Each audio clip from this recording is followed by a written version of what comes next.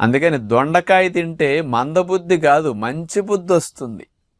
అందుకని జ్ఞాపక శక్తి పెరుగుతుంది, పిల్లలకి లెర్నింగ్ ఎబిలిటీ పెరుగుతున్నదని మరి సైంటిస్టులు చేసిన పరిశోధన చూసారు, ఎంత చక్కగా ఉపయోగపడుతుందా. కాకపోతే దొండకాయ వండుకునే తీరులో మీకు హాని కలిగించే విధంగా కూడా మీరు వండుకోవచ్చు. 2 రకాలుగా దొండకాయ వండినప్పుడు మీకు ఎక్కువ హాని జరుగుతుంది. ప్రధానంగా మొట్టమొదటిది, దొండకాయ ముక్కలు కూడానండి చక్క చీలికల వలె కట్ చేసేసి రింగులుగా దీన్ని నూనెలో వేసి దేవుతుంటారండి. డైరెక్ట్గా వేసేస్తారు, ఏదో బజ్జీ బోండా పునుకేసినట్టు నూనెలో వేసి డీప్ ఫ్రై చేస్తారు. అది డ్యామేజ్ చేస్తుంది బ్రెయిన్ని. ఎందుకంటే మనకు డల్గా ఉండేటట్టు, ఎందుకంటే అవన్నీ ఫ్రీ రాడికల్ ఫార్మేషన్ జరిగిపోతాయి నూనెలో మరిగినప్పుడు. అందుకని దొండకాయ వేపుడు అట్లా చేయకండి.